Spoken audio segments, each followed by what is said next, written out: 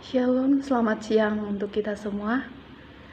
Terima kasih untuk kesempatan yang diberikan kepada saya dan saya akan mempresentasikan hasil dari kerja saya atau tugas dari dosen kepada saya.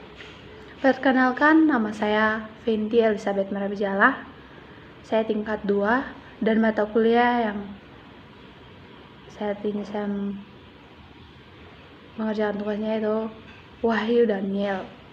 Dan tema yang diberikan kepada saya itu menafsirkan Wahyu 20 ayat 1 sampai ayatnya yang ke-15. Yang bagian pertama adalah latar belakang dari kitab Wahyu. Penulis dari kitab Wahyu ini adalah Rasul Yohanes. Tema dari kitab Wahyu ini adalah perjuangan dan penyelesaian. Artinya di mana saat di masa itu Rasul Yohanes menuliskan untuk bagaimana perjuangannya dan bagaimana ia bisa menyelesaikan masa jabatannya sebagai murid Tuhan Yesus. Nah, tanggal penulisan tahun 90 sampai 96 Masehi. Kitab Wahyu adalah kitab Perjanjian Baru yang terakhir. Nah, kitab Wahyu ini kitab paling terakhir dalam Perjanjian Baru, yang paling luar biasa. Kitab ini sekaligus merupakan suatu penyingkapan. Kita bisa lihat dalam Wahyu 1 ayat 1 sampai Wahyu 2 ayat yang ke-20. Suatu nubatan dari Wahyu 1 ayat yang ketiga.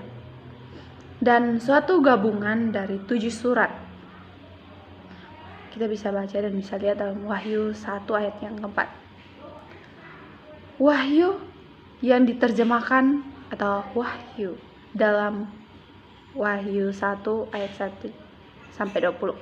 Kitab ini merupakan suatu penyingkapan yang dalam kaitan dengan isinya, suatu nubuatan dalam kaitan dengan beritanya, dan suatu surat dengan kaitan dengan alamat tujuannya. 5 pernyataan penting mengenai latar belakang kitab ini. Kita bisa lihat terpaparkan nanti. Yang pertama, inilah wahyu Yesus Kristus. Ketika Yohanes menulis surat ini, Allah berfirman kepada Yohanes. Yang kedua, pernyataan ini telah disampaikan secara adikotratif kepada penulisannya melalui Kristus, yang ditinggalkan malaikat-malaikat dan penglihatan. Kita bisa baca dan bisa lihat dalam Wahyu 1 ayat 1, Wahyu 10 sampai 18. Yang ketiga, pernyataan itu disampaikan kepada hamba Allah, atau Allah berfirman kepada Yohanes. Jadi melalui Yohanes kita bisa melihat dan kita bisa membaca kitab Wahyu ini. Dalam Wahyu 1 ayat 1, ayat 4, ayat 9, dan Wahyu 22 ayat 8. Yang keempat, Yohanes menerima penglihatan dan berita penganiayaan ini sementara ia dalam pembuangan di Pulau Patmos, di mana kita tahu bersama bahwa saat Rasul Yohanes mengalami penganiayaan dan dia menyelesaikan masa jabatannya, dia pernah digoreng, tetapi dia tidak meninggal dan dia dilemparkan di Pulau Patmos, 80 km sebelah barat daya kota Efesus. Oleh karena firman Allah yang dikesaksikan oleh Yohanes sendiri. Kita bisa lihat dalam Wahyu 1 ayat yang ke-9. Yang kelima dan yang terakhir, penerimaan yang mula-mula dari surat ini adalah 7 jemaat di provinsi Asia. Saya lihat dalam Wahyu 1 ayat 4 dan ayat yang ke-11. Baik bukti sejarah maupun bukti dari isi kitab itu sendiri menunjukkan bahwa Rasul Yohaneslah penulisnya. Irenaeus menjelaskan bahwa Irenaeus dan Polikarpus ini adalah juru tulis dari Yohanes. Mereka yang membantu Yohanes untuk menyelesaikan dalam menulis kitab Wahyu ini. Irenaeus mengenal Polikarpus, dan Polikarpus mengenal Rasul Yohanes. Jadi mereka bertiga ini saling mengenal. Telah berbicara tentang Yohanes yang menulis kitab Wahyu mendekati akhir pemerintahan Domitianus selaku kaisar Romawi. Jadi pada masa itu, di masa pemerintahan Domitianus, masa Romawi, kita bisa dalam tahun 81 sampai 96 Masehi. Nah, isi dari kitab ini mencerminkan keadaan sejarah pada zaman pemerintah Domitianus, ketika dia menuntun agar semua warga negaranya memanggil dia Tuhan dan Allah. Pastilah ketetapan kaisar pada waktu itu telah menciptakan suatu pertentangan antara mereka dengan sukarela untuk menyembah kaisar, dan orang Kristen setiap mengaku bahwa Yesus sajalah Tuhan dan Allah. Nah, kaisar ini dia memberitakan bahwa semua umat atau jemaat yang ia memerintah itu harus memanggilnya itu Tuhan atau Allah. Tapi sebenarnya bagi ajaran Kristen, yang harus kita sembah dan kita patuhi itu yaitu Tuhan Yesus Kristus, Allah kita yang hidup. Jadi kitab ini telah ditulis pada masa ketika orang percaya sedang mengalami penganiayaan yang hebat oleh karena kesaksian mereka. Suatu situasi yang dengan jelas merupakan latar belakang kitab Wahyu itu sendiri.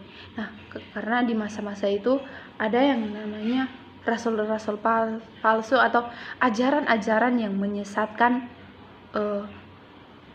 jemaat-jemaat pada waktu itu, di mana jemaat-jemaat harus mempertimbangkan yang mana yang namanya ajaran Yesus Kristus dan mana yang namanya ajaran palsu. B. Isi dari kitab Wahyu ini yang dibahas dari Wahyu 20 ayat 1 sampai ayatnya yang ke-15. Poin yang pertama itu kerajaan 1000 tahun. Kita bisa lihat dalam Wahyu 20 ayat 1 sampai ayat 6. Di bawah perikopnya itu kerajaan 1000 tahun. Pasalnya yang ke-21, 20 ayat yang pertama. Lalu aku melihat seorang malaikat turun dari surga, memegang anak kunci jarum maut dan suatu rantai besar di tangannya. Naga artinya bahwa mengikatkan 1000 tahun lamanya setelah kedatangan Kristus kembali, dan peristiwa-peristiwa dari pasal sebelumnya, dari pasal 19 ayat 1 sampai 21, iblis akan diikat dan dipenjarakan selama 1000 tahun supaya ia tidak memperdaya bangsa-bangsa ini. Ini menunjukkan bahwa perhentian sebuah dari pengaruh sepanjang masa ini. Setelah 1000 tahun itu, ia akan dilepaskan untuk suatu masa yang singkat agar memperdaya mereka yang memberontak terhadap pemerintahan Allah. Artinya bahwa ketika masa itu, selama ini kan kita diperdaya oleh iblis. Kita tidak menghargai Yesus Kristus dan kita sering menganiaya sesama kita. Nah, ketika 1000 tahun akan datang, iblis itu akan dipenjarakan dan akan dianiaya karena dia memberontak pemerintahan Allah. Kita bisa lihat dalam Wahyu 20 ayat yang ketiga, ayat 7 sampai 9. Pekerjaan yang keras, yang sangat khas dari iblis ialah menipu. Kita tahu bahwa iblis itu sering menipu. Jadi kalau ada dari kita yang sering menipu, berarti kita diperdaya oleh iblis. Pasal yang kedua, ia menangkap naga, si ular tua itu, yaitu iblis dan setan. Dan ia mengikatkan 1000 tahun lamanya. Ia jangan lagi menyesatkan bangsa-bangsa. Artinya bahwa bangsa-bangsa yang akan ada selama pemerintahan Kristus di bumi terdiri atas orang percaya yang hidup pada akhir masa